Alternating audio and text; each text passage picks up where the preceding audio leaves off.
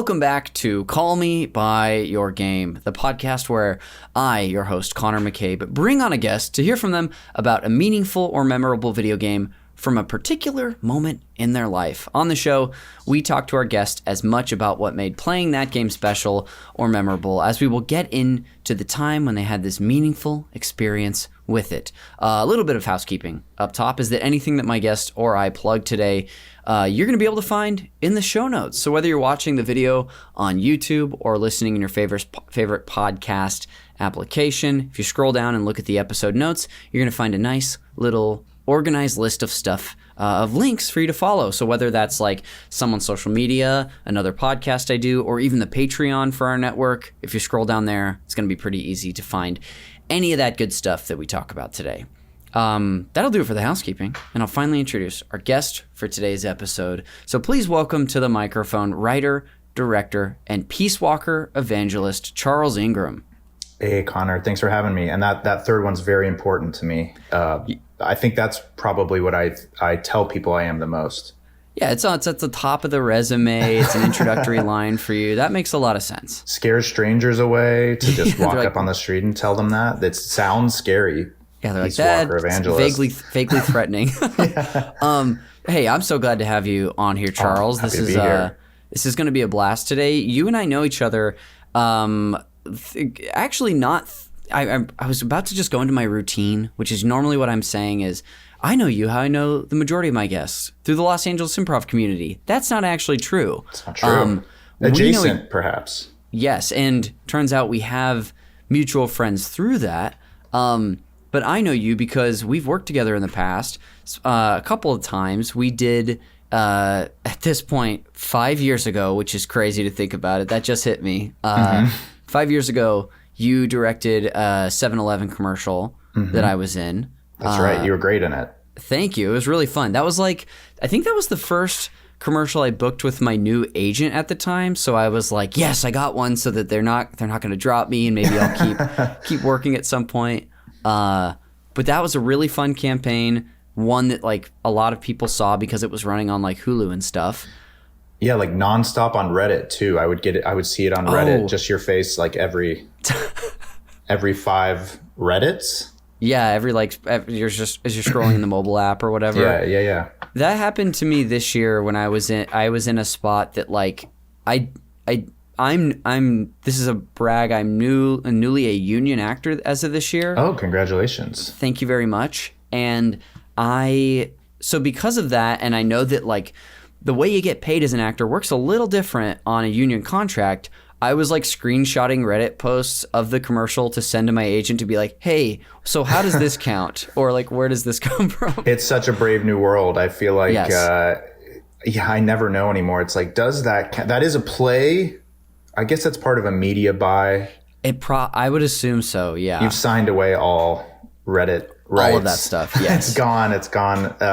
Yeah, I don't know. That is the thing. It's should be weighted differently, I imagine, than I don't know. Are people seeing that now more than they're seeing a TV commercial? Who knows? It's a good question. But who knows? Anyway, had so much fun on that project, and then shortly thereafter was given an incredible opportunity to work with you on another project that you wrote and created and directed called 4D Printer. And that's when we got to work with each other on that commercial, but it was basically an audition and a day of work.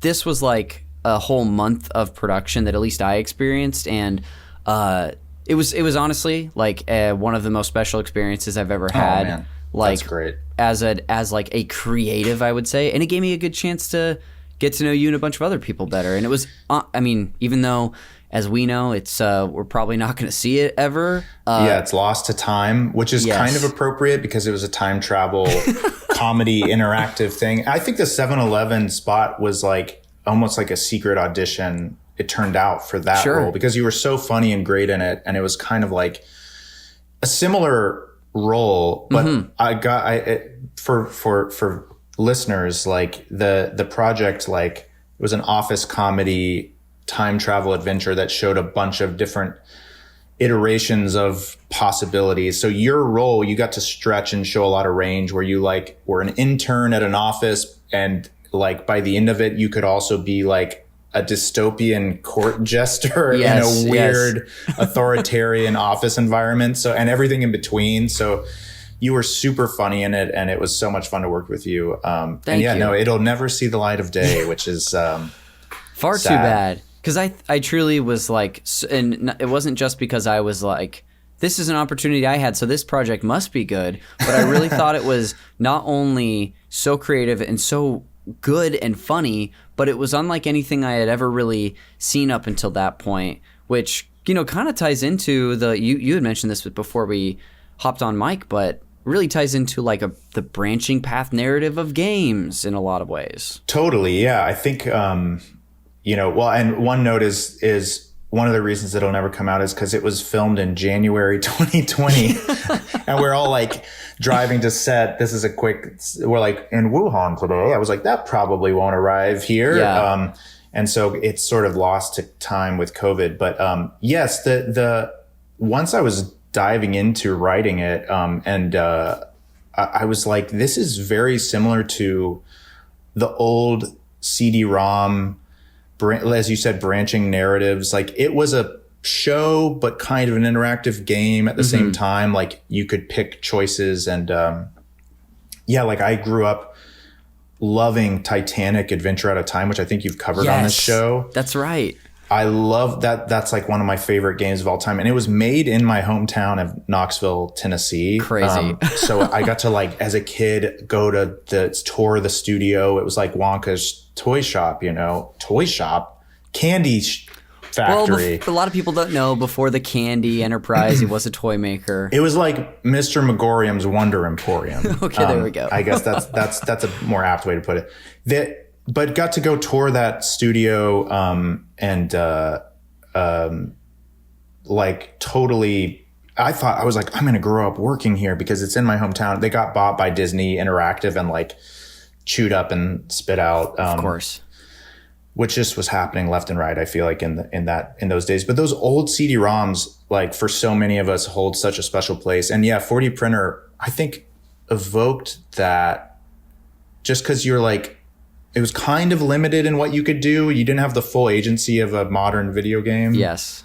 And that's kind of the charm. Like you could kind of sit back and watch what happened, but then sort of get involved. And yeah, that was kind of a very specific golden age of gaming that is kind of gone. And maybe it's in mobile a little bit, but it's sort of gone.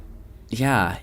There's gotta be some sort of like semblance of it around to this day, but I don't know what that would be. But yeah, it was really fun. I remember even seeing like in the location we did the majority of filming at, I remember walking through the office and seeing the branching path of like printed sheets of paper that you had up for all of the timelines and the choices that you could make. And I'm amazed that you and whoever you were writing with, did you and Nick write this together, or was this you project? This was, I had help. I sort of, in the end, I had to sit down and do it, but there was a mini writer's room at the start, which helped for the pilot. That kind of helped kick off that. And then for the series, I had like another kind of couple day writer's room with some talented writers and friends, Bianca Urcio and Andrew Adams, and they were Andrew who you know, and that was really helpful in like starting to like really flesh out how could these things interrelate and some big picture stuff. And then at a certain point it was like, okay, I just got to sit down and hammer this out. Sure. And then on the production side, it was like taking the script and breaking it into those nodes we had such help from Lucia, the script supervisor, was a huge help on set. So it was like lots of minds kind of helping to support this thing, because it was like written out and in script form. I was like, okay, I think I have it. But then seeing the nodes, there were a couple like, okay, we really need to connect this. But yeah, it was an insane web at a certain point. Time travel was the extra element that I don't know what I was thinking. It was. I mean, I truly can't speak highly enough about the experience and how cool it was. And I mean, I know we've been talking about it for a while, but I am really excited to see whatever you're working on next because thanks, man. That was it was great. It was an amazing experience and it was fun. I just met people that I still kind of know today, like yourself. And I think I met Andrew after the fact. Like, I think maybe when I ran into you and Nick at a bar a couple years later, I think Andrew was like, you don't know me, but I've looked at your face for hours in the editing room. Right. Yeah. Yeah. And when you say Nick Quarasi played the villain, Asher in it, who you kind of become tightly bonded to, I guess, or enslaved to. It's hard to say, but, and then really funny, Paul Rust is in it, Nicole Byer. Two greats. The core cast was super, super funny. You guys were, I mean, it was so much fun to work with, even though it was a whirlwind. And it did. It's funny because I thought actually, and if people, I did end up cutting a trailer of it just to put something out there that maybe we could link that. Yeah. Oh, definitely. We'll put that in there. I was so excited when I think that was that last year. Did you put that together? Yeah. I remember being like, oh, I can at least share this with like some people. This is so cool. I need to do the Connor cut. That's really all the people. Everyone is kind of clamoring for that. I think you understand. It's true. Yeah. It's true. Yeah. It's I mean, maybe then it would have been released. You know, if it had just been your show. Yeah. I don't want to say I would have told you so, but dude, who's to say at this point? That's true. Charles, like, I mean, that's the big thing that has tied us together in the past. Is there anything else that you want to share about yourself or with the listener or get out there before we get into some more game stuff? This is such a random plug, but I make little gnome animations on the side. I animate gnomes. Yeah. And I have a little Instagram dedicated I loved David the Gnome when I was like a little kid and I got an iPad and I was like, I'm going to try to animate something. So I started just animating gnomes. Check it out, people. Dude, what's the handle? The handle is called Mondegreen Hill. That's cool. The little place where all the gnomes live, you see. So it's almost like an anti-plug, but yeah, I'll plug my gnome account. I love that. I will 100% be putting that in there and I'll probably ask you to plug it again at the end of the show. Sure. Well, thanks for, chatting a lot about a project you and I both really enjoyed and yourself a little bit. We're going to jump into your general history with games in a second, but before we do, will you please introduce what you've brought on for the main event later and call me by your game? The game I've brought today to get just all the way into is Lego Island. Pepper! I can't wait. I'm really excited. I don't know if I told you before, but I also played this to death as a kid, so I'm really excited. No way. Yeah, so I'm feeling a little spoiled that it's something I'm familiar with today. Oh my gosh, that actually gets me really pumped because some people, they're like, you mean Fortnite Lego Islands or the Lego movie? And you're like, no. Oh my gosh. Take you back to 1997 or whenever.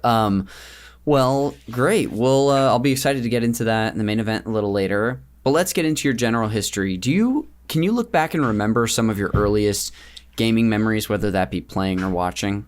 Totally. I would say my first I was born in 1986, and my first formative video game memory, we didn't have like a Nintendo or an SNES growing up, but my older cousin did, who lived in Asheville, North Carolina, and I'm the youngest of three boys, and so we would go visit there.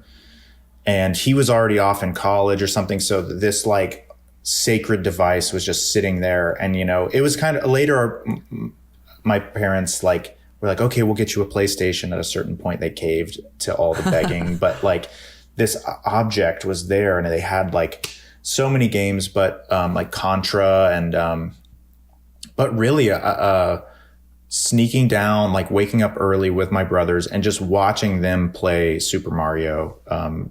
That was so mind blowing. You mean watching your cousins play? Watching my two older brothers, we would visit my aunt and uncle. Yeah, that was a little confusing, but yeah, and I was the youngest of three, so it was truly like here's a unplugged in controller, it was a classic pretend to play kind of thing. Yes, the further down the sibling hierarchy you are, the further away from playing it. Your experience was watching, maybe the middle brother played a little bit and the oldest brother is like primary player. Totally, yeah. It's like it's almost perfect. It's like there's Mario and there's Luigi, and then you're Toad, I guess. Like just you're Toad, like watching, or you're like Lakitu, just following along. Yep. Just in your own mind. But yeah, that was so formative, and also like got into our souls. God, we want to, especially when PlayStation came out. Like we want a PlayStation, and then one Christmas we did get it. That the sort of, I don't know if I would call it like a phenomenon, but that experience of like going to like a family member's house, and I'm not that you maybe hadn't seen it before, but experiencing something that what feels like it can only live there really will add to the fascination, I feel like, at least for me as a kid. Totally. Yeah, my best friend, we had PlayStation, and my best friend had N64.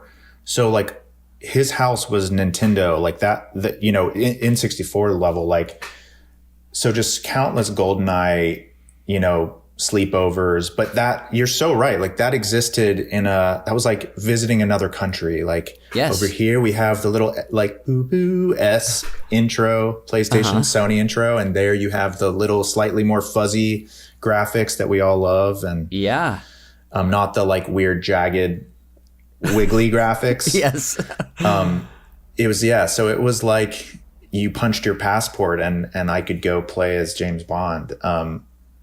Such a magical time. Like I think we're pretty lucky to grow up in that time, because I imagine if you're a kid now, you just like immediately see the best graphics ever, and there was something about just, you're like, yes, this like polygon head, that's James Bond, that's my hero. Like was awesome. Yeah, I think you're onto something there too. And it's not that there isn't something for I guess kids growing up with the state of games today to look forward to, because there's always going to be like innovation or something we've never seen or a gameplay idea. But it was such a tangible thing to be growing up, and maybe even for people who are a little older than us, with like more primitive graphics and seeing those evolve. I remember so vividly, because I had an original Nintendo as a kid. My family did. I skipped SNES, didn't know it existed. And then when I saw the Nintendo 64, it like for a lot of kids, was a brain exploding moment. So maybe there's just a little less of that, at least visually nowadays. Yeah, and that's what you're so right. There's so many innovations and amazing games coming out. I think it's like the feeling of going out into a new frontier of like, it's 3D was so crazy. And we'll talk about that a little bit with Lego Island, but that sort of maybe just bigger jumps, or at least they felt bigger. I think maybe you're right. Maybe it's amber or rose-colored glasses, but I think it's probably a combination of both, I would say. So I want to go back into your history a little bit. You finally get this PlayStation, you and your brothers. Can you walk me through again sort of that event and then some games that really captured you on the console? Totally, yeah.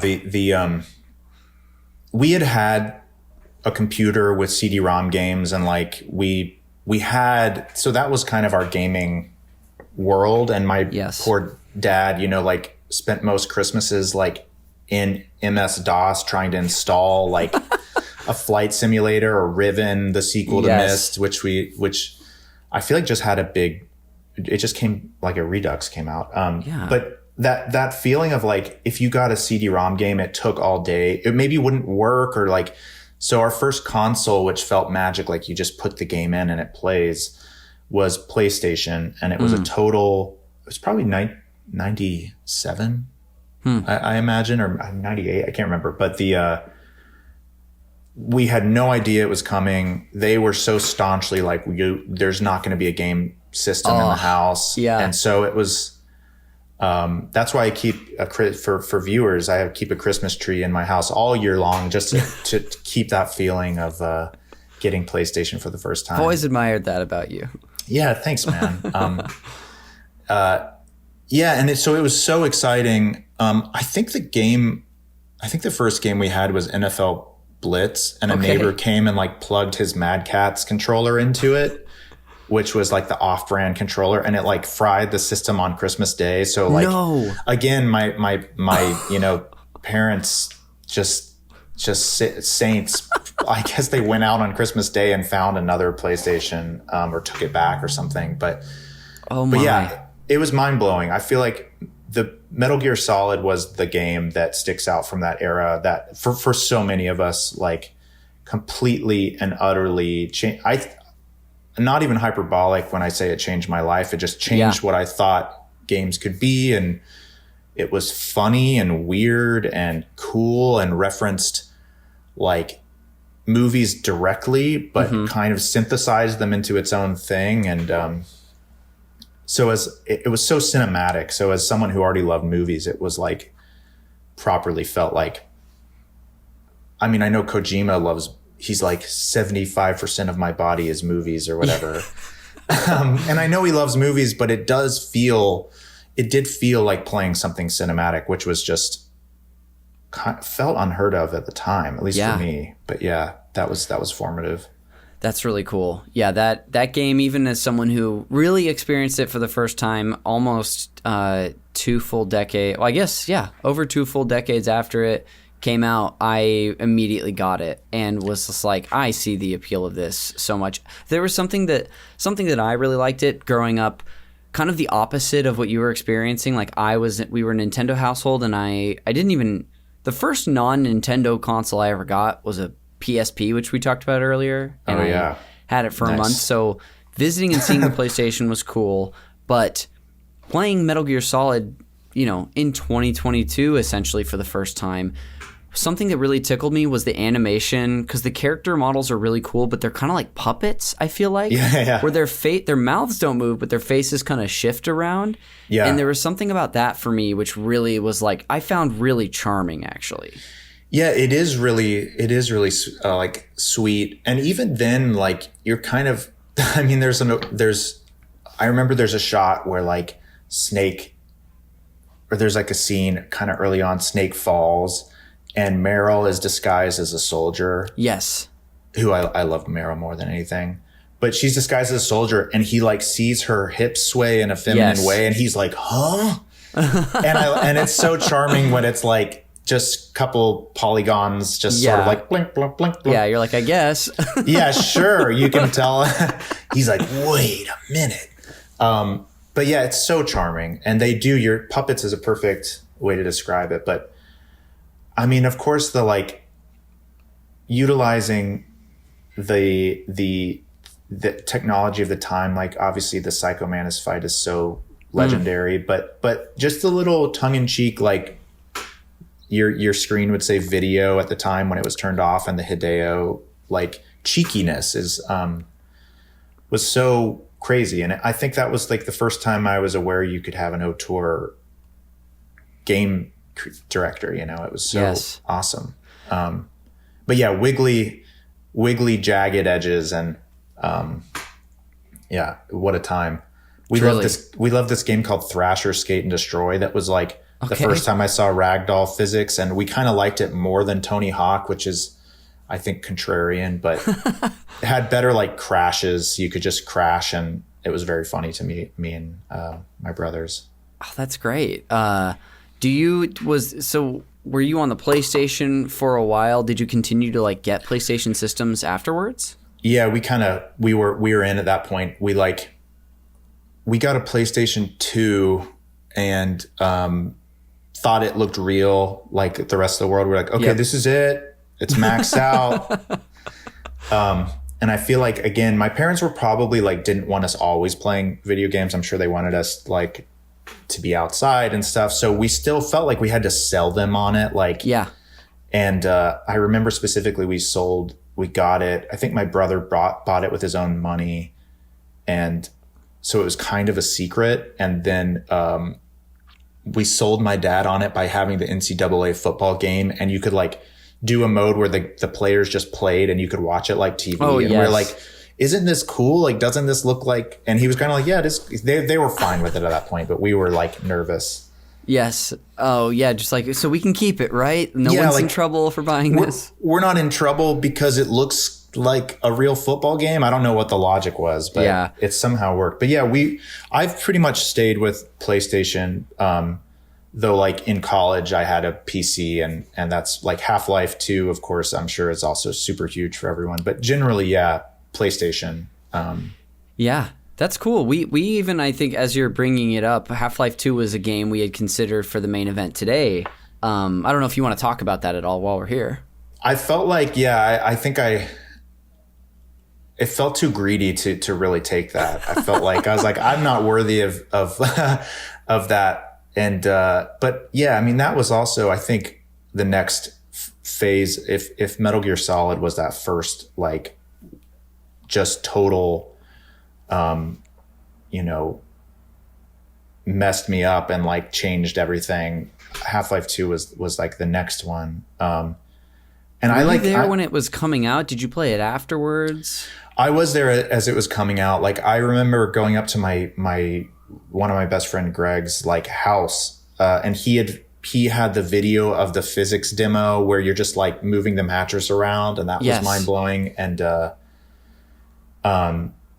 so I did play it as it came out. I think I was a freshman in college, and I was a pretty okay student, but I did one time, like I was playing so intently that I was like, oh my gosh, I totally missed like 2 classes, just so deep in it. And Ravenholm, like I remember I was playing it at night, like by myself, and like had to go into Ravenholm, and I was like, I have to just get through this like nightmare in order to go to sleep. So yeah, so formative, playing it as it happened. But that's so cool. And I'm still like a Half-Life 3 truther. I think it's coming still. I think they're going to do it still. Yeah. I don't want to get you too excited because I don't know if any of it's founded. Tonight, when we're recording this episode, tonight is the Game Awards, and yes, there's the heavy rumors. Yeah, I feel like maybe a week ago I wouldn't be so like, yeah, it's obviously coming out, but they've released that documentary that showed off their intentions for, as we're recording this, maybe 2 weeks ago, they released I loved that. And it's like, it had like a ice gun, which kind of looks a little antiquated now, but for the time would have been very cool. So that would have been episode 3, but with Alex, the VR thing coming out, which I'm still yet to play because I just don't have the capabilities. I'm like, I feel like they've been working on something. Yeah, that would be really exciting. I'm very late to the Valve fandom, but within the last, since 2022, I finally played Portal. So good. This is a thing I like to do, Charles, which I bet you can appreciate. If I work an acting job, I liked, especially one that takes me north of, I guess LA proper, which is a lot of them, including when we were working on 4D printer. If I'm on my way back, there's a retro store in Burbank that I like called Game Realms. And cool. I will stop, and I did this actually after 4D printer. I bought myself Paper Mario: The Thousand Year Door at this store. But I did a commercial in 2022. I got myself, I went by Game Realms, and I was just browsing, and I saw the orange box on PS3. I never played that, so I got the orange box and played Portal, and suddenly I was just in on Valve. Yes. So it's like their games have their own feel. Like it's hard to explain. Like they're just so creative, and they're pure gameplay. I feel like when the gameplay and the story and tone and mood converge at the perfect point. Yes. They're like Pixar in the way that they I feel like they will not really, well, at this point Pixar's made some whatever, but they seem to have the same ethos about it has to be ready and it has to hit every box and every orange box. There we go. Very good. Yeah. Speaking of synergy. Here's a question. What did you get yourself at Game Realms after your little McConaughey adventure on the train? We all know and love. Yes, thank you very much. I appreciate that. You know what?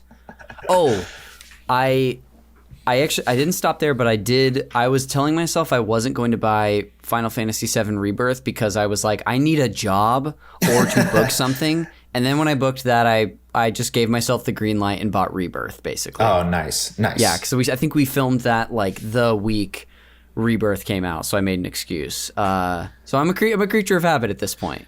I like giving those little rewards for yourself. That's a nice way to be.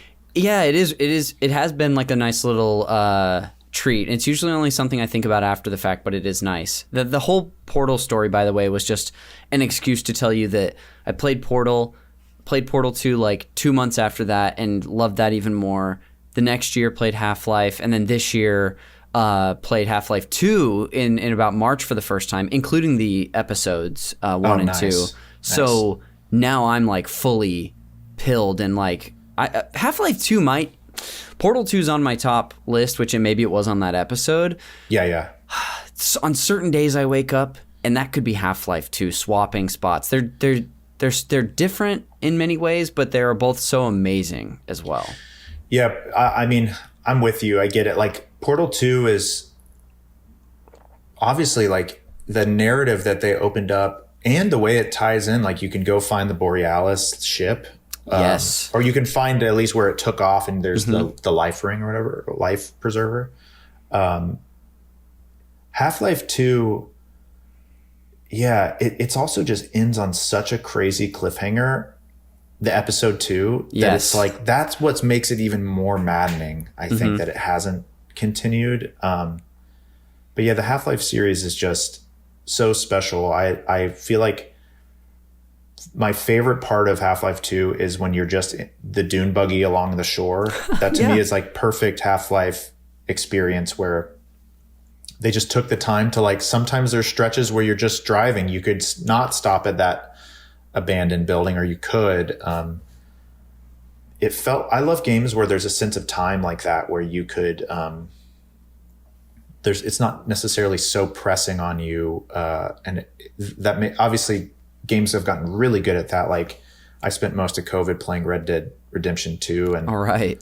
My now fiance just would watch most of it. It was like how we got outside, because it was so like you can just spend time looking at a tree. But yeah, I thought that was what was so amazing about Half-Life 2 was those like this feeling like you're driving fully up the coast and time is passing, and yes, it's really incredible. It's so good. I could talk to you about that for a long time. I wanna hit some more highlights from your life before we pivot to break in a little bit.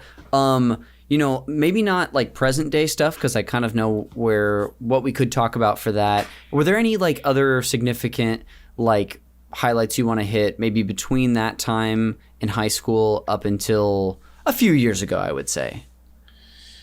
Yeah. I, like many people, maybe this is fast forwarding too much, but I, like many people, I've been going back on the From Software games. Yes. And have been doing that. The last little bit. That's more recent, even though some of them are older games, and I'm like almost done with all of them. Yeah.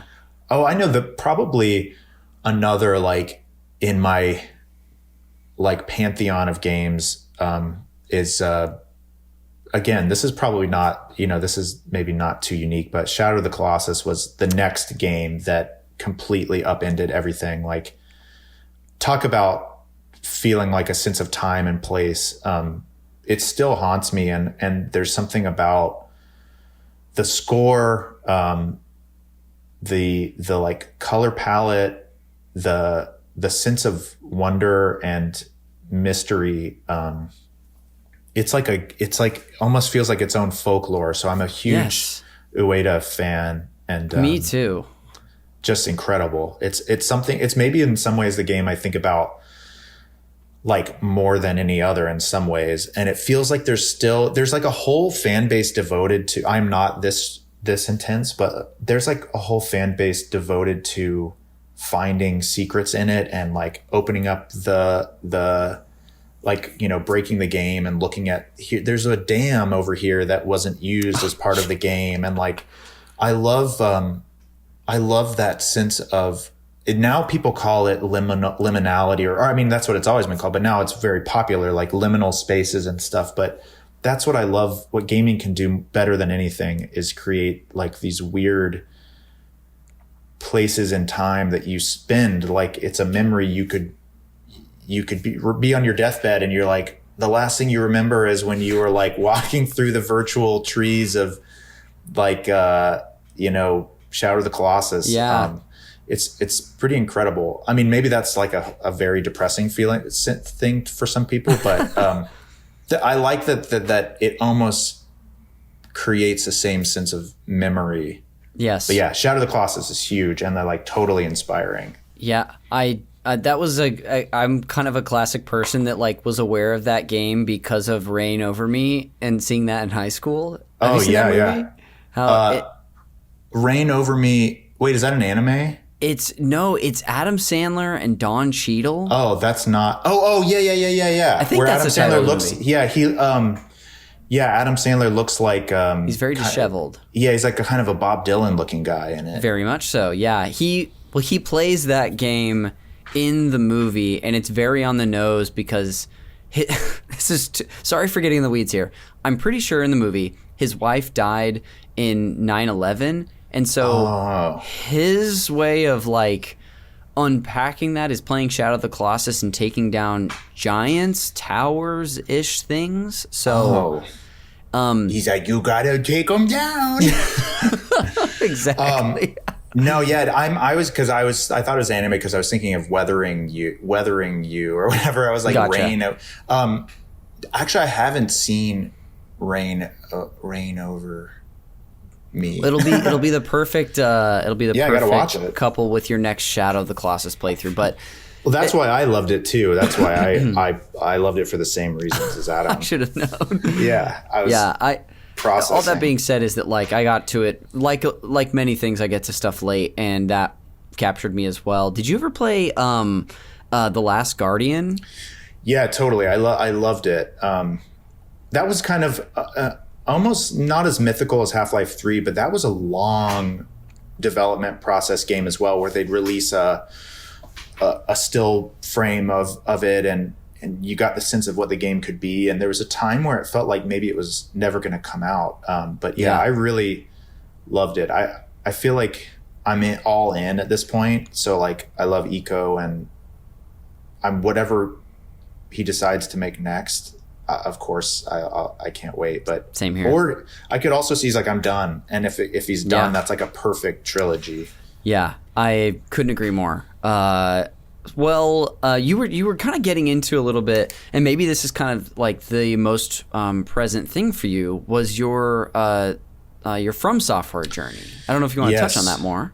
Oh, sure. Yeah. I mean, I'd heard about Dark Souls and heard about the difficulty and all that stuff. And I think that probably did scare me away a little bit. I was like, but I think, I played Elden Ring, and that totally, broke it open for me. And I realized that the difficulty was like the little cinematics where you just press square in like a game where you're like, press square to punch someone. Yes. I didn't realize how much that had been so ubiquitous, and it sucked. You're like, oh, I missed it. I hope I get to try. Oh, it's starting over. I get to try again. So it was so exciting. And the rush and fear of losing progress, and the of course the victory, that feeling of victory was it's so incredible that I was like, I have to go back and devour every one. So I've gone back and played Bloodborne and Demon's Souls, the remaster, which was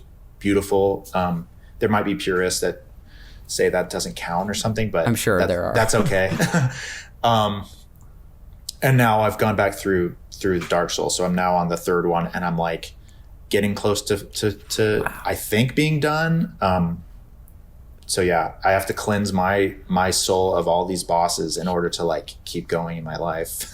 You sure do. Did you also? I don't think you mentioned this, but forgive me. Have you played Sekiro as well? Oh, and Sekiro, yeah, of course. That was oh my God. So I think that's the hardest, because you really ultimately, there's a point where you can't grind to make your weapon better. You run out of the little prayer beads or whatever, like you hit a point where you hit a ceiling, and so it's just the only thing left to do is get better, get good, just like master it. Yeah, so that final boss was like truly, like, you know, it's the type of game you like have dreams and nightmares about. You're like you're doing it in your sleep. I loved it. Yeah, loved it. So hard. Cool. Yeah.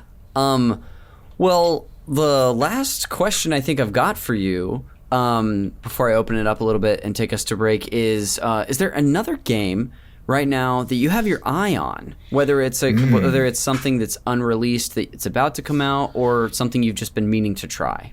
Oh, definitely. I since, as we've covered, PlayStation kind of through and through loyalist at this point, I'm like really hyped for the Indiana Jones game to come to PlayStation. Like, it's actually I guess it's getting pretty good reviews, and like, yes, I probably would have played it even if it wasn't, to be quite honest. It looks too fun. So I'm really pumped for that. I usually am a sucker for a Star Wars game or any Lucasfilm kind of related content. Yes. But yeah, so really excited for that. I'm so excited too. I was like mildly interested before, but then once the buzz came out about it, that people are mostly really enjoying it. Now I have an Xbox Series S, but I watched a whole video about like how the X performs so much better. So I actually think I'm going to wait till after the holidays to get it on PC. Because I would wait for PS5 too, but I don't know when that's coming out next. It's sometime next year though. It's not too long. I'm hoping it's spring. Yeah. Actually, I have a controversial thing to say. Yes. I mean, I don't think I've ever voiced this in a public forum, but I think Xbox is like a nasty little. I don't like the color. I don't like that controller. Yes. I'm trying to start something here, like officially. It's your PlayStation loyalty is bubbling up, and it's hard real to understand. I remember when it came out, I'm like, ugh, gross. I mean, granted, the controller's gotten better, but like it's like a little slime green. Yeah.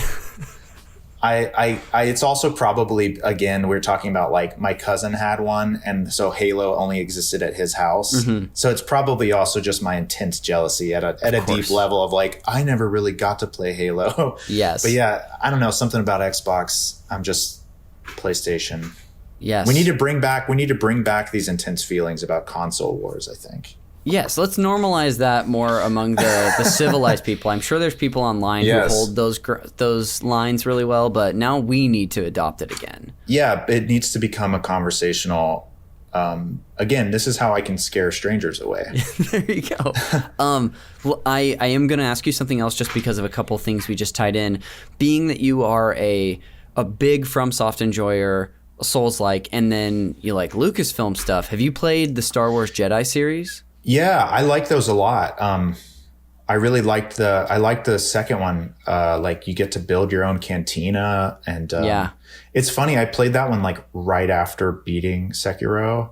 Oh wow! And so it was like, was it a breeze? It was in a way that I probably needed, but like, But I think I played the first one before playing any FromSoft games. So I think I then actually understood, and I was like, wait a minute, I have to go rest at these things. It hadn't clicked for me. So the second one I really enjoyed. I love the story too. I feel like the Cal Kestis story is some of the, I mean, I'm not a huge fan of a lot of, or most of the Star Wars stuff that's like out right now. I feel like it's some of the better storytelling.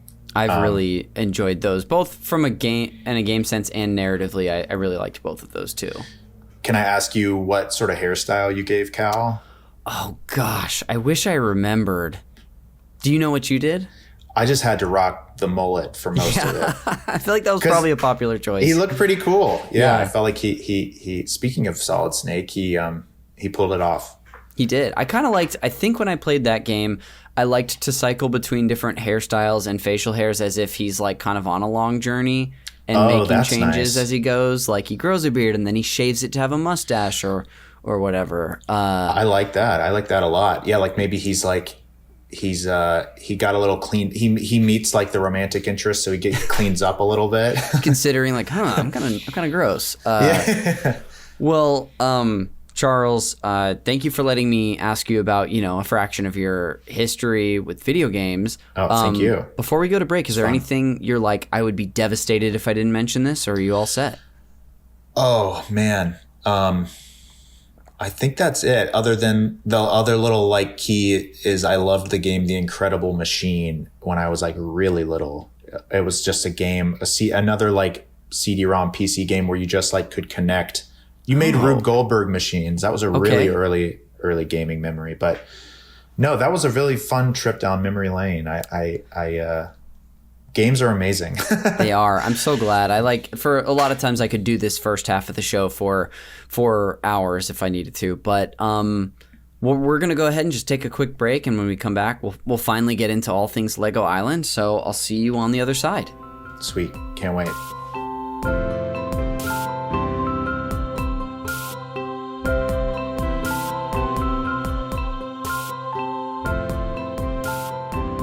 Welcome back to Call Me by Your Game. Connor McCabe still here to host this here podcast, returning with our guest, Charles Ingram. Charles, welcome back. Thank you. I do want to jump in real fast before we move on and name drop the company that made Titanic, Adventure Out of Time, was Cyberflix. I'm not sure if I said that. I love the name so much. They were making flicks with an X, cyber versions of it. And another great game they made, Dust, Tale of the Wired West. But these are legendary games. Sounds like a steampunk western sort of thing. You'd think so, but it was really just you got to go to a Wild West town, and actually tied into Titanic in a nice way. Little Easter eggs, yeah. Okay. Some characters like a gambler ended up you could find him in the cigarette smoking lounge of the Titanic, still at the card tables. Okay, Cyberflix a little ahead of the shared universe stuff. I think so, absolutely. Okay, well, I'm glad you got to mention that. Thank you. We're of course back. Yeah, of course, we're back here to finally get into the main event of the podcast today, discussing Lego Island. Like I said as well before, Charles, I'm going to do some table setting right now for what this game is, but if you want to jump in at any time or add on for the context stuff, please do. Sure thing. All right. Thank you. Without further ado, I'll just lead us right into it. Lego Island is, of course, you guessed it, a Lego-themed open-world action-adventure game developed and published by Mindscape. This is kind of depressing, and for good reason, not part of the fun facts later, but right before this game released, Mindscape laid off almost the entire staff so they wouldn't have to pay bonuses. Oh my God. So there's that. Not meant for... Go ahead. Mindscape, a very Cyberflix coded name in a way. That was the 90s, yeah. It really was. This game was released for Windows on September 26th, 1997, as the second Lego game overall, and the first one released outside of Japan. And in this proto-open world game, players explore the island as one of 5 unique Lego characters, which is something I honestly forgot. I only remember playing as our hero, Pepper. I never chose Mama or Papa Briccolini. I wasn't interested in them. I only played as Pepper. I'm exactly the same as you. When I was recapping this or getting ready for this, I was like, let me look back through. And I was like, yeah, you could pick other people, but he's the cool kind of Bart Simpson-y, backwards hat, skateboarding kid. Why would you ever pick him? Pick this Italian father, Papa Briccolini, pizza maker. He seemed like a lovely man, but that's not who you want to play in an open world game. You want to have that. Yeah. I want to be the skateboard kid. But so anyway, that's just, I know I keep jutting in, but that was something I completely forgot about.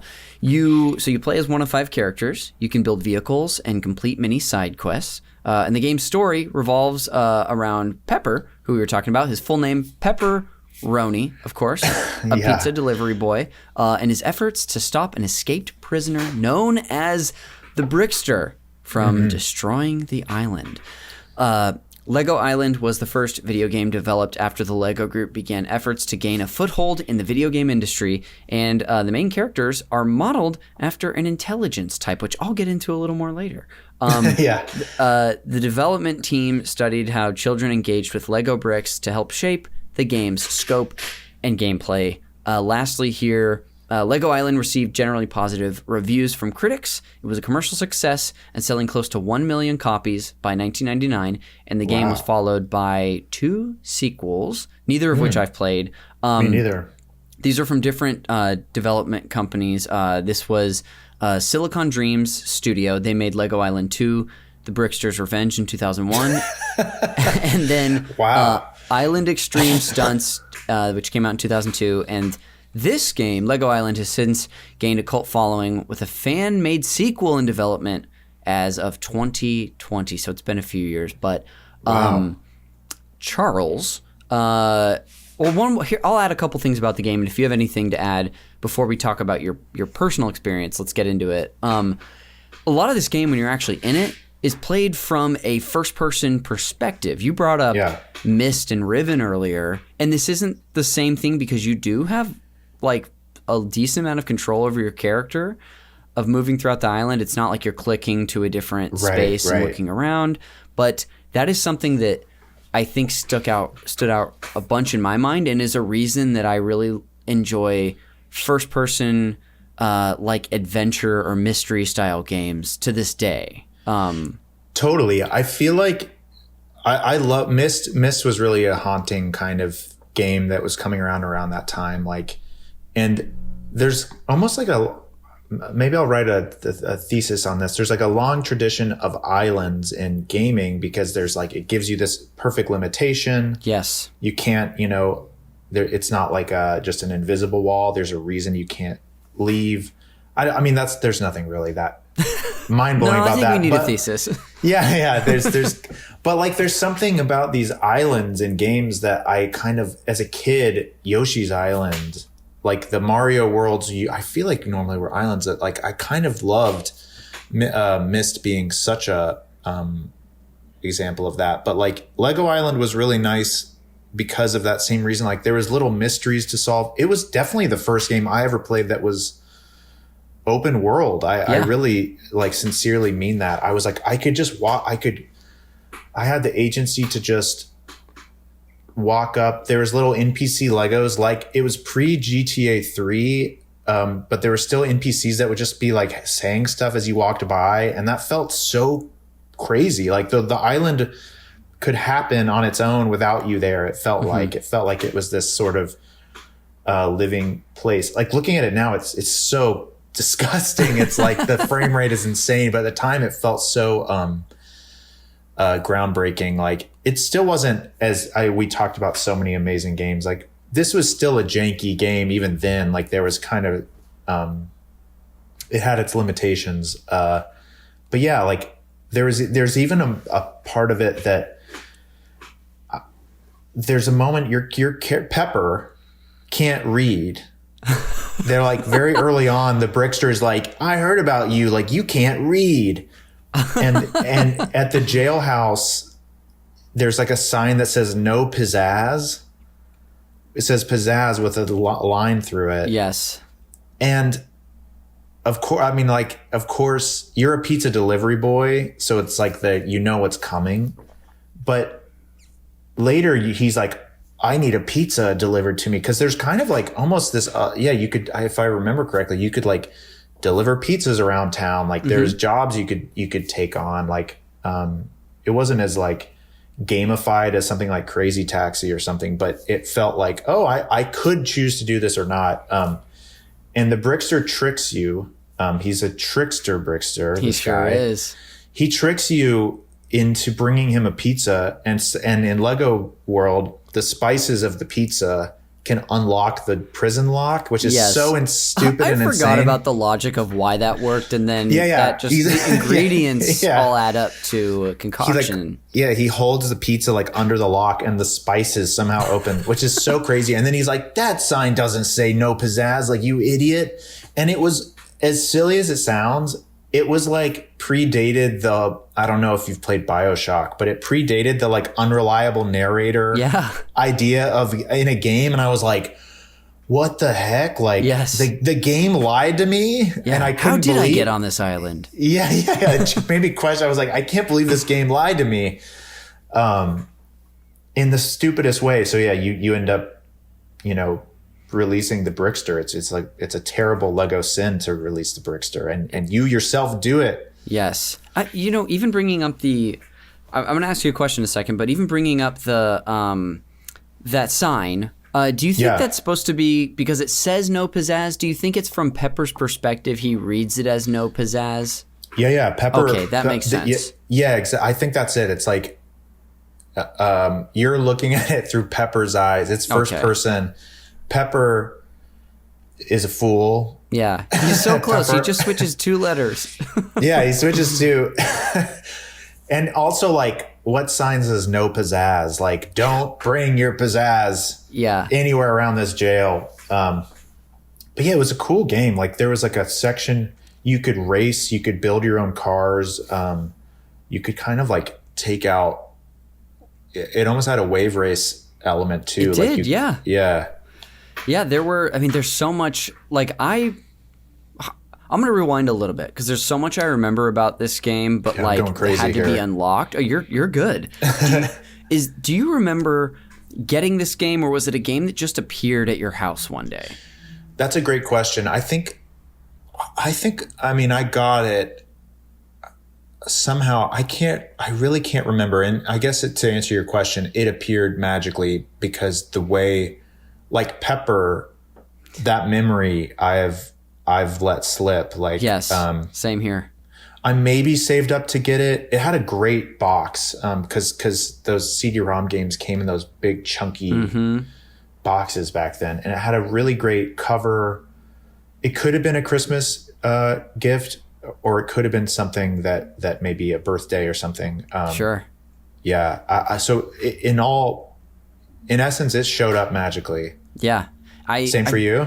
I think so. I was trying to remember back to see if it could have been, like a Christmas thing, or we even we were so spoiled that like even on like Easter in our Easter basket, we would get like a movie, or like I remember one year I got like Backyard Soccer, the computer game. Nice. So this could have been. I have like a Easter. I like that. Yeah. You know what? Honestly, we're like big fans of the Easter Bunny in our house. Yeah, now that you mention, I feel like I was about to say my parents, but they had nothing to do with it. The Easter Bunny would bring a little extra gift kind of in the late afternoon on Easter. One thing would appear later. Okay. So maybe, who knows? Maybe could be a time in our lives where the Easter Bunny brought us both Lego Island. What a beautiful thought. And I like to think, Charles, it was the same year. He stopped by both of our houses. Yes. Yeah.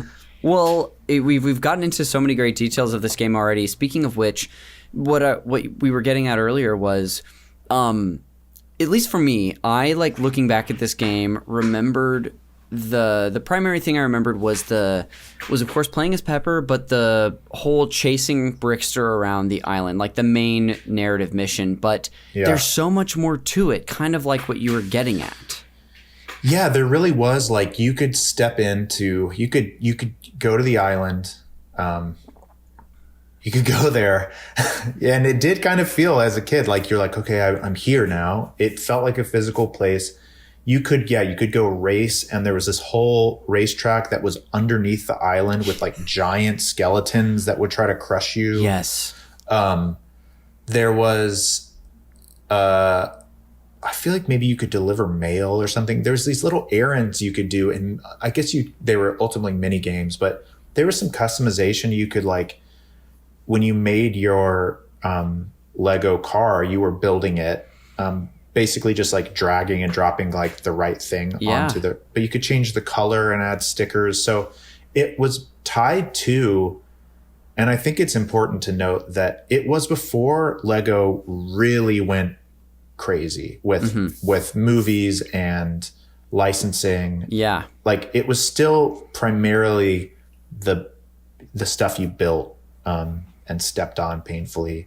Yeah. But so the game was almost like the bridge between this current era of like pop culture-ified Legos that we know and just the noble brick making little toy sets, you know?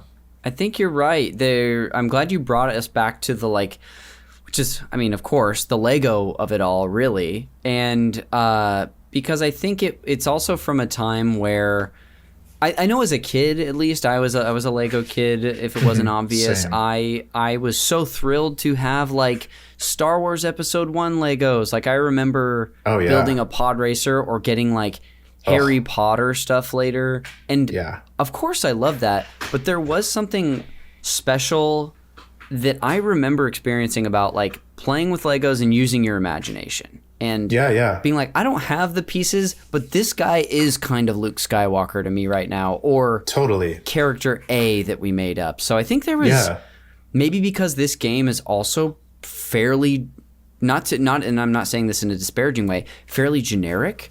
That totally adds to it. Yeah, absolutely. It was like there's no like, oh, punch in this code and you can get a lightsaber or anything, or even like the more overt, like full tie-ins with all sorts of Lego video games now, like you said, Harry Potter.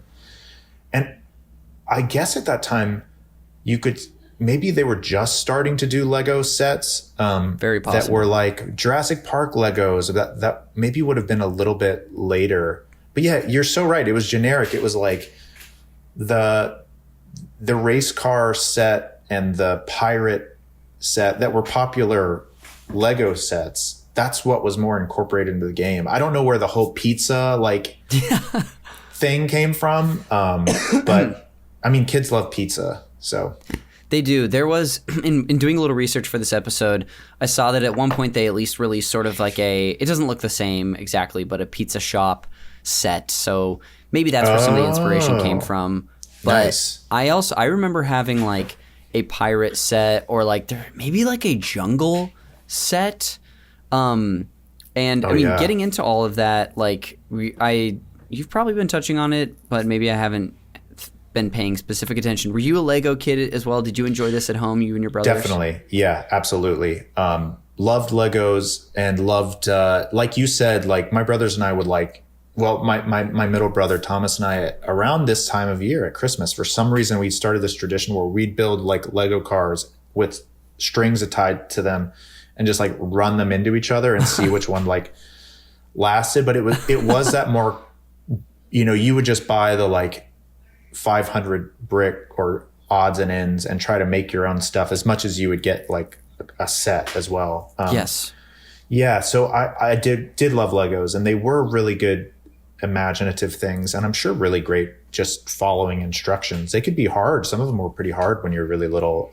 There's such a point of if you pride, just I think. one thing. Yeah, of like just completing one and feeling like I'm a smart kid because I followed the Lego instructions. yeah, I did it. They've gone really wild now. Like my nephews have like a full-on Home Alone house, and you can like open every part. It's cool, really cool. I would have gone crazy for it. Wet Bandit Legos do exist now. Yeah. Dang. Yeah, I feel like Pepper.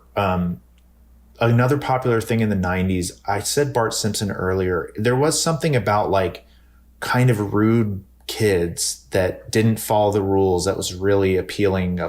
I don't know if that now it's like Bluey. It's like there's such a sweet like, but there was that like, I don't listen to my parents kind of kid that Pepper satisfied. It's like rude, radical, very much in this. I mean, of course he's a skateboarder, but like there's such like a 90s skateboarding edge to him as well. Yeah, totally. Maybe I imagine we were probably sweet little Lego kids, and that we were like acting out our little, well, I'll be a bad kid on Lego Island. Like I don't have to listen to Papa Briccolini here. Yes. Which I also feel bad. I'm like, why would I want to play as this Italian pizza maker? Anyway, I'm going to go play Mario, where like the most famous video game character of all time, like a beloved. Maybe I should have given Papa Briccolini more of a chance, is what I'm saying, I think. You know what? I think we all probably... It's something we don't realize till we're older, that we're all a lot more like Papa Briccolini than we realize. So true. Yeah. So true. It's so real. It's funny talking about the details of this game, because there are little elements of it that are just cool and tangible, and like whether it be building the race cars, like doing actual Lego building, walking around the island, and then there are some of the more I think part of it that really resonated with me, even though there's no way I could articulate this at the time, was sort of the like mystery and the curiosity of this place. And I don't know if that came from just like you were saying, stumbling upon a racetrack that's like, I don't know, 3 times the size of the island you're actually on, or other strange things that would happen there. But I definitely had a mysterious fascination about it. It's actually really funny. I was excited to talk about this specific thing with you and it's so awesome that you played this. Like, I was kind of saving. I didn't think I had spoiled it. Yeah, you kept that close to the vest for sure. Like there was it almost, now hearing about the labor issues that happened right before, like now I'm questioning that this could have just been like, there was a treasure cave around the back of the island. Oh. There was this little cave and it had a treasure chest and a door. Yes. And I was like, there must be a way to get through this door. This is so purposeful. Mm-hmm. If it kind of like drove me crazy. I was like, there must be something I'm missing in this game. And that missed it. It was, again, like, it's silly to talk about in some ways that this game could have this impact, but that feeling I was really waxing on about Shadow of the Colossus, of like these weird liminal time and space places. Me and that, a memory of being back in that cave feels like a physical memory in a way. And it felt like I spent time back there. And now I'm imagining it was like someone was like, all right, we have like 2 more days to finish this cave thing. And they're like, you're fired. What ifs? Yeah, because I did see like someone no clip 3. There's nothing back there. There's, gotcha. Yeah, so that was hard to see. Dang. Yeah, I can just relate to so much of what you were sharing. I think that was like, that definitely played into the magic of it, of just wondering like, what's out here, what's possible, especially when not only was this like really before I was on the internet, but like I don't think I had any friends that I remember that had this game that I could even talk to about it. Yeah, same for me. This is actually like really helpful. This is therapeutic today. Yes, we're a lot of catharsis for both of us.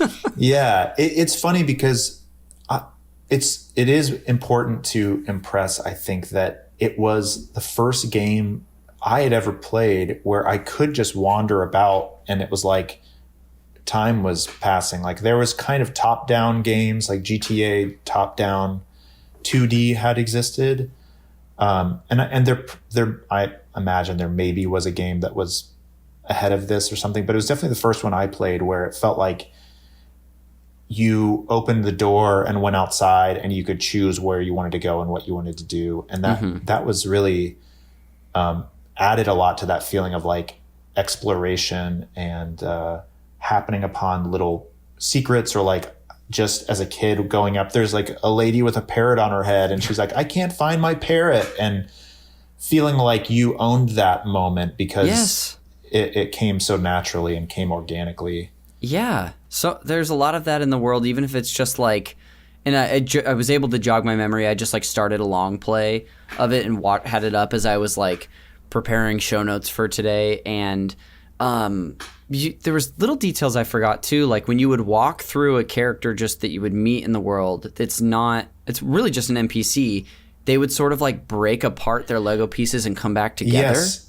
Yeah, and you could like kind of click on things and make them like change or like interact, and that felt pretty exciting. It kind of like was just more entrenched in the Lego-ness of it. It was like they can break and like you can put a different hat on them. And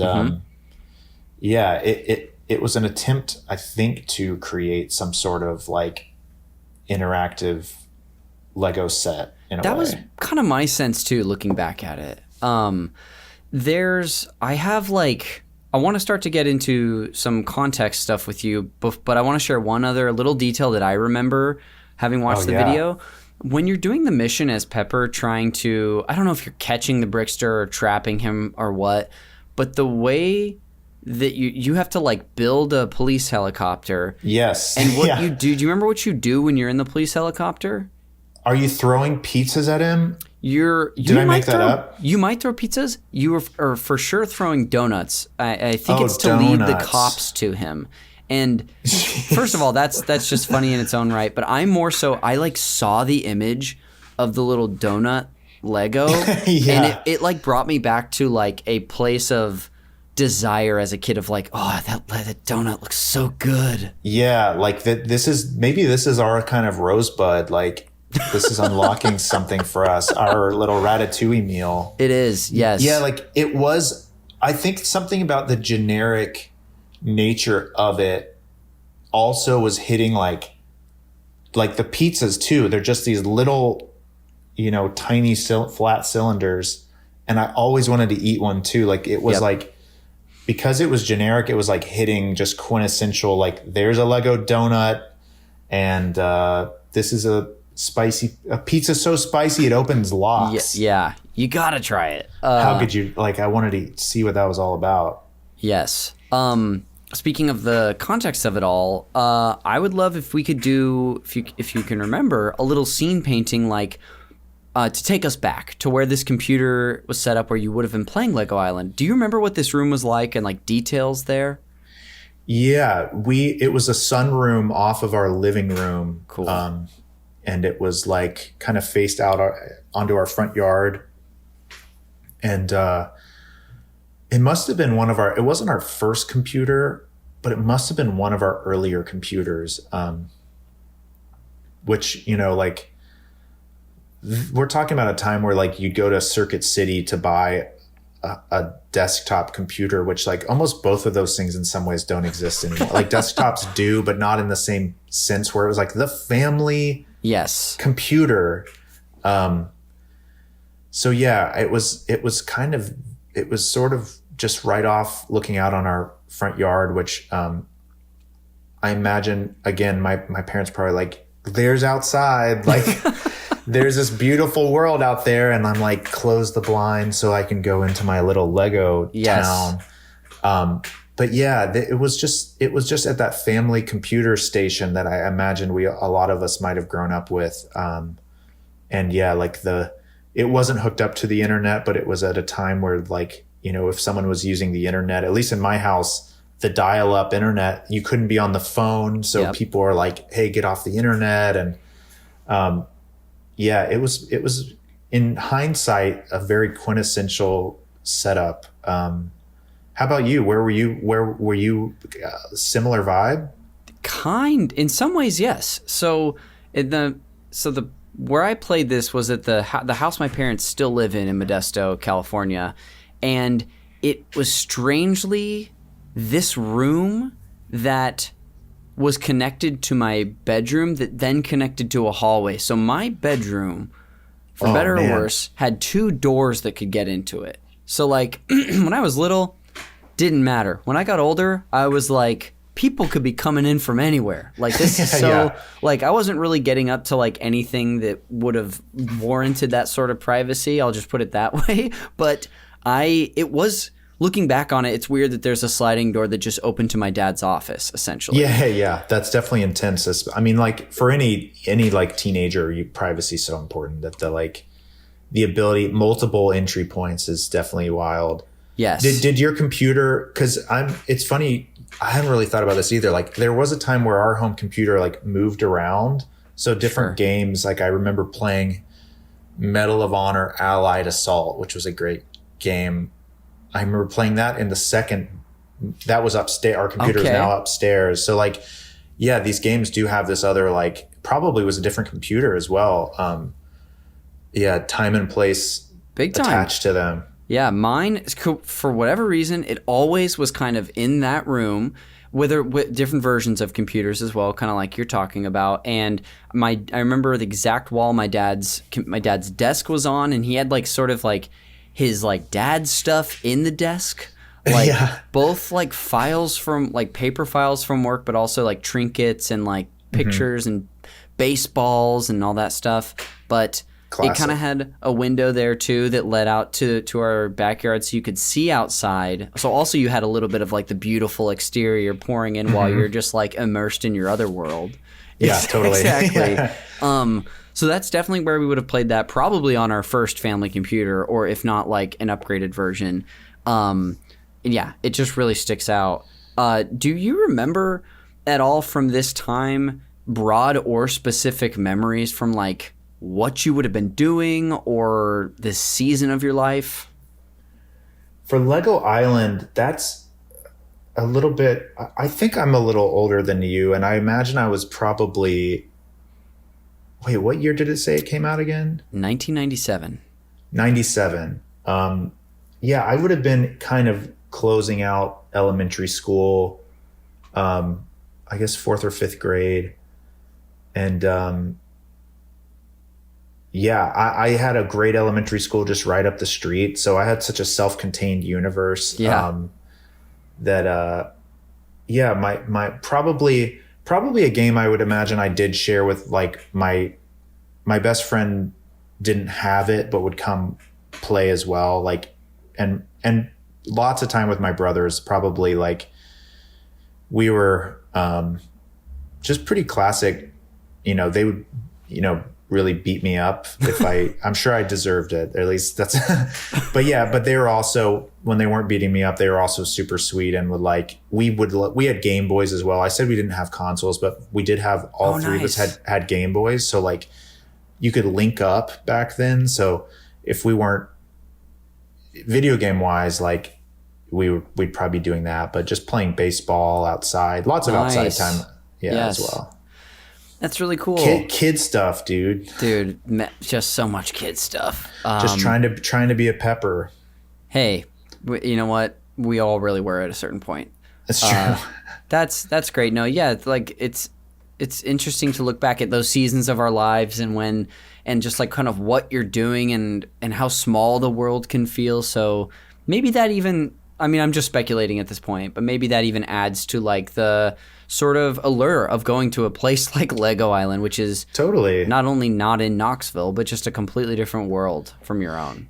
Totally. Yeah. No, I mean, it was like, and even being the youngest, and like I said, this is true psychoanalysis, but like not being able to, when I was just watching when I was really little and not, maybe I'm playing along on a controller that's not in, but like getting that agency on my own game. One of the early memories of that, of like, this place is mine and I can come in here and do it. And when the race is really hard, I can still have my brother come help because he's a lot better at these things.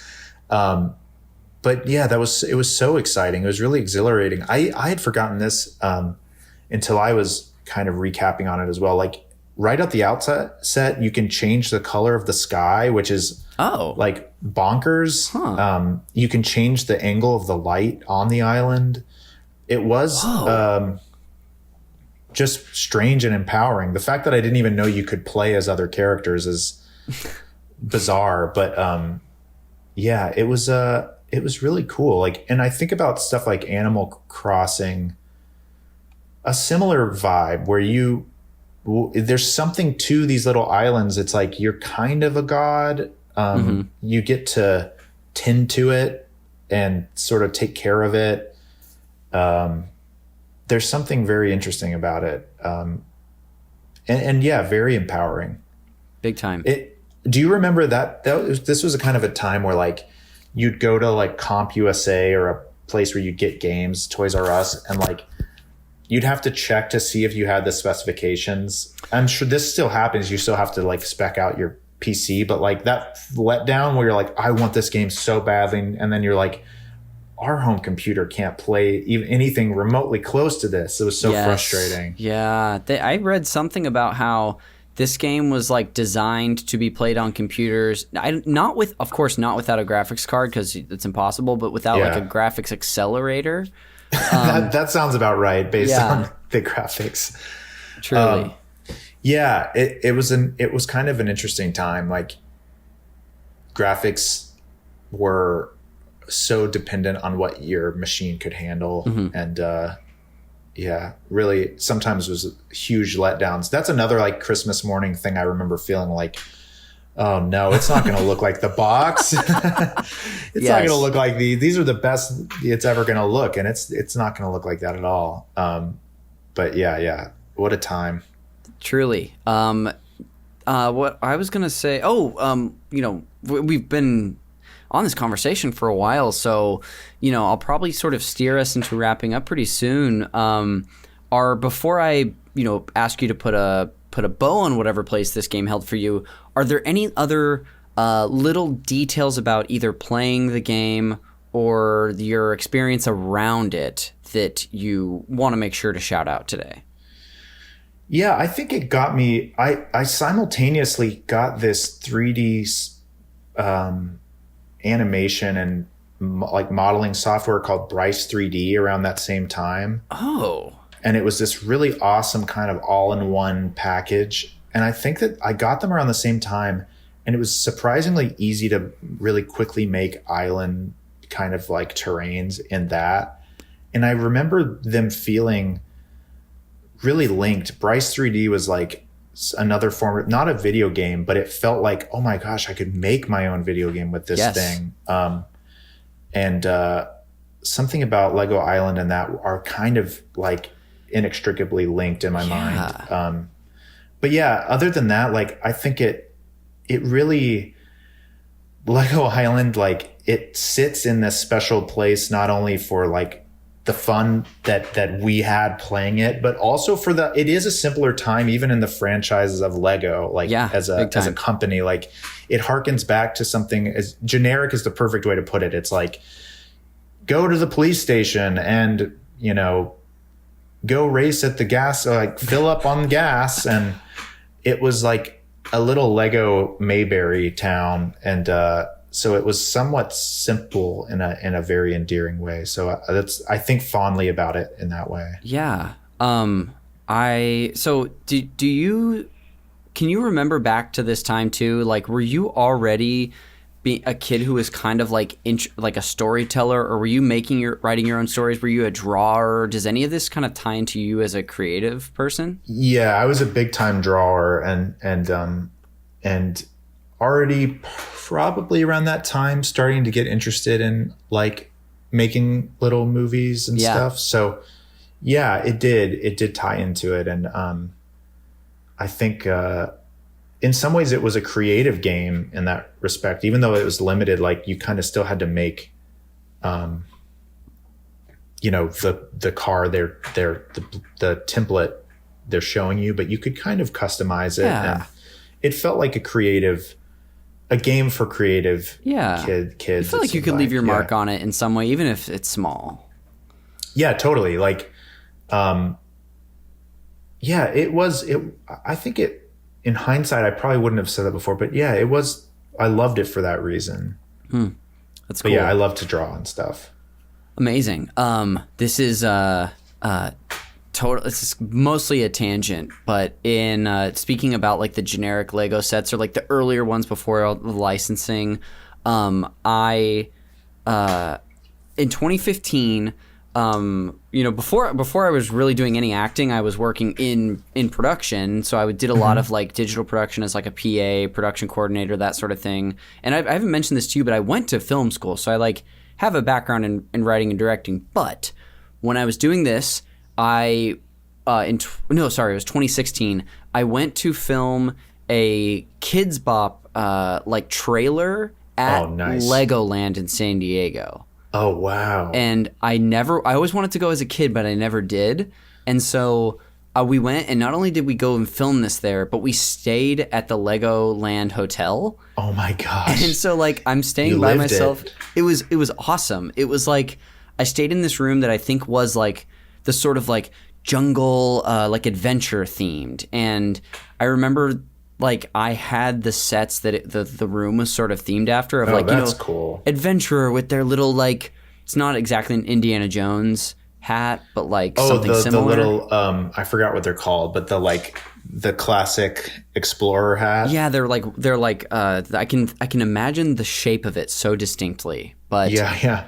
That was just mostly just a little anecdote I wanted to share of like, it really brought me back being in that room and sleeping in like not a race car bed, but the closest equivalent to it. Yeah, they're like generic sets, or at this point aren't generic. They are Lego. Like yes, and they kind of touch upon that in the movie, like the classic spaceman and the very specific like red and white blue red and white striped pirate ship sails and the blue and white.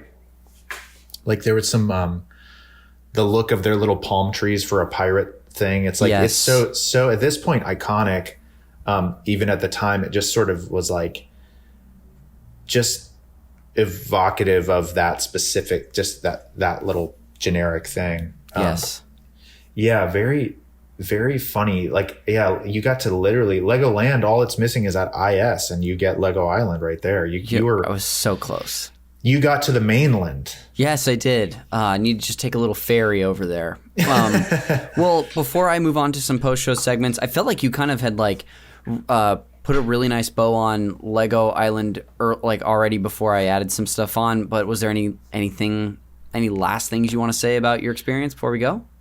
Yeah, I feel like the last thing I'll say is like I was kind of writing out a list of my all-time favorite, most important games ever. And Lego Island would never make one of those lists in reality. But it's interesting, I think, how formative it was at the same time. Like it was my first step into so many experiences that modern games still offer. And so, yeah, it's such a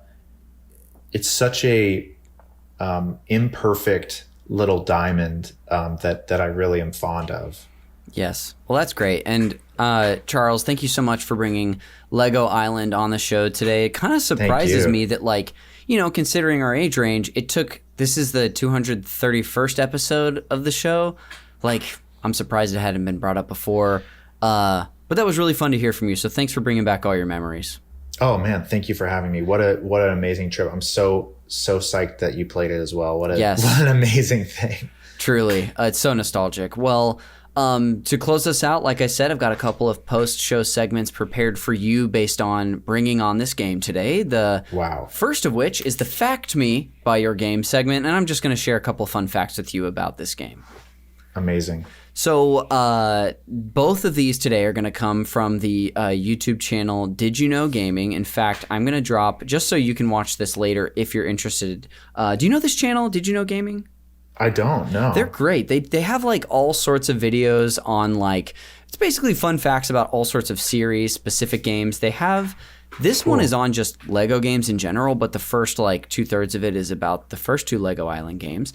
And the first of which that I have is this thing that I kind of got into at the beginning, and that's the personalities of the characters being based on this human intelligence theory. Now, I'm nervous. I know it's like if you picked Pepper, oh god. Yeah, this is what it says about you. You're a narcissist. So, according to the original manual for Lego Island, and this has been corroborated in interviews since, the personalities of the group of main characters were based on a theory about human intelligence. It was called the Theory of Multiple Intelligences, and it was developed by Howard Gardner, a developmental psychologist, and states that a person's IQ score is an inadequate way to measure someone's intelligence. He said that different people can excel at different types of intelligence, but not others, which makes sense. Makes some sense. And so here are the six main characters in the game and what their intelligence was based on according to the creators of it. So Mama Briccolini has musical intelligence. Pepperoni has logical mathematic intelligence. Wow. Which I wouldn't have guessed. Reading comprehension. Yeah, exactly. Which makes I know based on the bit in the game. Papa Briccolini has bodily kinesthetic intelligence. Mick Brick, who's one of the cops, has spatial intelligence. Laura Brick, also one of the cops, has interpersonal intelligence. And the Brickster, I think most interestingly, has intrapersonal intelligence, which is described as a self-aware and introspective character. I mean, it's been a while since I've played it, but I wonder if I go back, if I'll be like, oh, wow, that's the character I relate to the most. Yeah, the Brickster. I mean, justice for the Brickster. I feel like his biggest crime was, for the labor rights of the people who made the game. He was supporting them, I imagine, and they threw him in jail. But has to be. Yeah, that's really fascinating. I guess the Brickster, he's keen to utilize Pepper's weakness again. Like he understands Pepper's Is that what intrapersonal? Yeah, intra. Yeah. Oh. It maybe it is, or maybe he's like so self-aware and introspective that I don't know, he takes advantage of that. I couldn't tell you, but apparently this was just like sort of the minor details that they were modeled after the characters. That is cool. I think that also is a testament to like it was also trying to be a learning game as well. Like it was kind of from an era where like, all right, we're making this for kids. We want them to like learn a little bit too, which is sweet.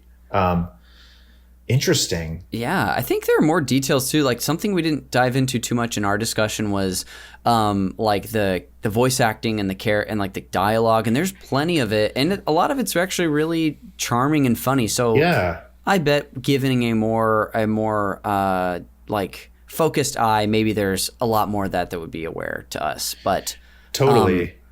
Anyway, that's the first fun fact. The second one is that the creative director of this game, Wes Jenkins, built a model of the island with his wife.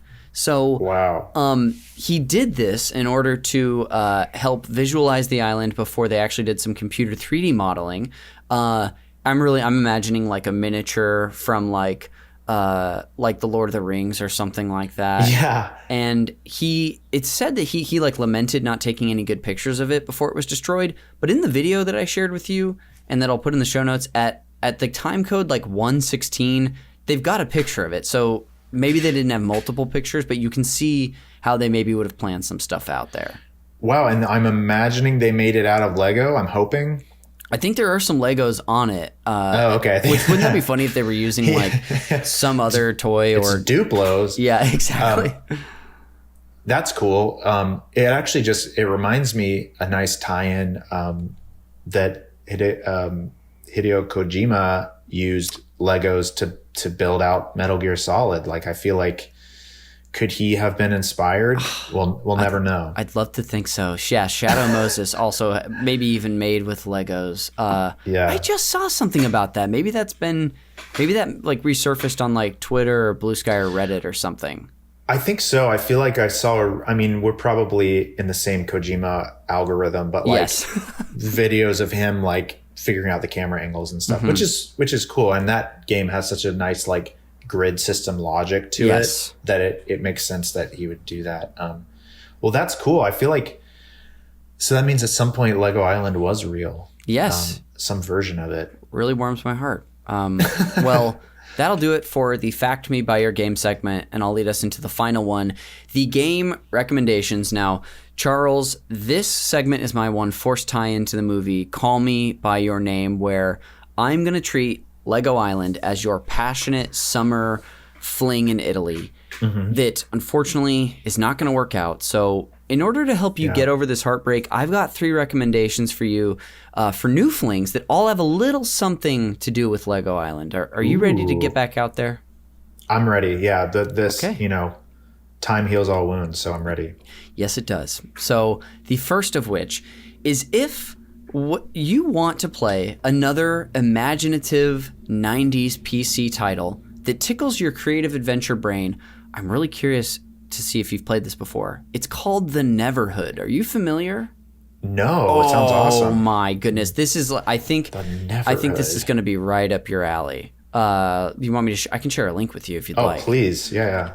This was a sort of, I would describe it as a cinematic adventure game, kind of like Abe's Odyssey or Another World. Nice. But the entire game was made, it's by DreamWorks. I think DreamWorks Games worked on this.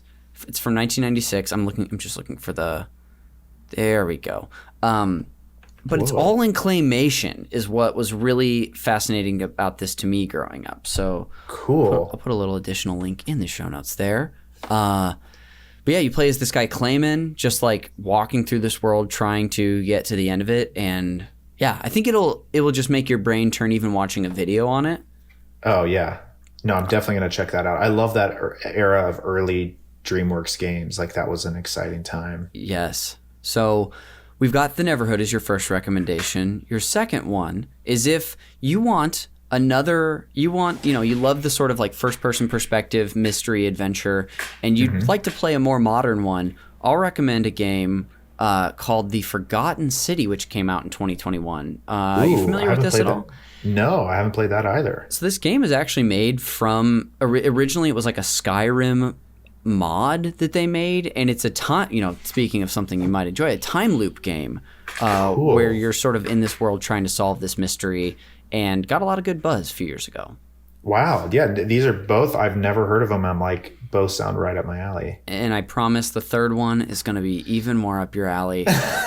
Your final recommendation is, if all you really care about, Charles, is you love that this game was based on an iconic toy series. And that's really it for you. Then I'm going to give you another one. A game that came out this year that was just panned by critics, called Funko Fusion, a game all about Funko Pops. Oh my God. It sounds like... I'm pretty sure it's just absolute nonsense. It sounds like my nightmare. But sometimes after a hard breakup, you gotta be adventurous, and you did. Like, you sure do. Maybe Funko Pops was like, at least I'll try it on for a little bit. But these are three great options.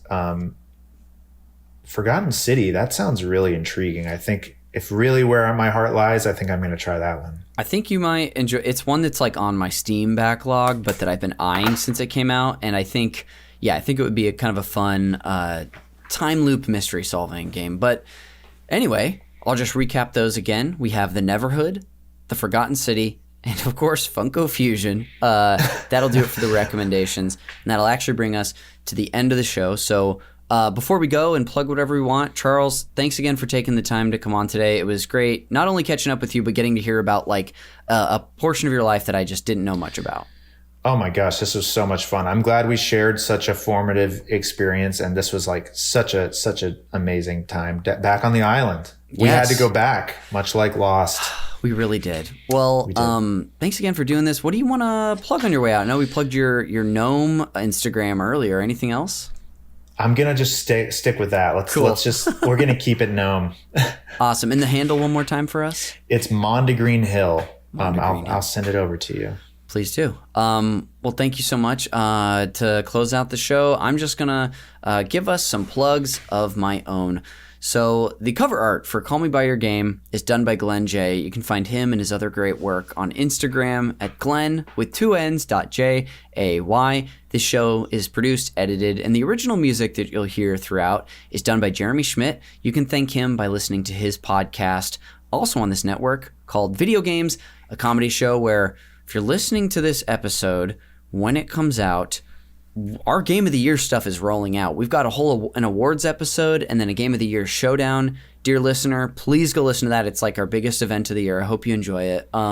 You can also follow the podcast all over social media on Instagram, Twitter, Blue Sky. You can follow me on those places too. Sometimes I stream video games. Been in a bit of a drought lately, but I'm at twitch.tv/consiscool69. And lastly, if you got to this portion of the podcast and you're still listening, and you like the conversations I have with people about video games, you got to check out our Patreon. We're over at patreon.com/super NPC Radio, and that's where we have a bunch of, for supporting us, you get a bunch of bonus video game podcasts that come out every week. I haven't talked about this yet, but we do a games club every quarter. We just, I know Charles and I were talking about Death Stranding before the pod. We just finished a whole series about Death Stranding, so if you're listening to this, there's a whole 11-episode book club on that game there. We also have a free feed if you're like, hey, I'm interested, but I don't want to give you money, or I can't do that right now. Super NPC Games Club, wherever you get podcasts. I think our Pokemon Red, Blue, and Yellow one is wrapping up right now from a year and a half ago. And by the time this podcast comes out, our patrons will have voted on our next series. Right now, there's less than 24 hours left in the voting process, and Control leads Ocarina of Time by a share of votes. So yeah, you got something to look forward to, listener. Again, over at patreon.com/super NPC Radio. But that'll do it for another episode of Call Me By Your Game. We will see you on the next one.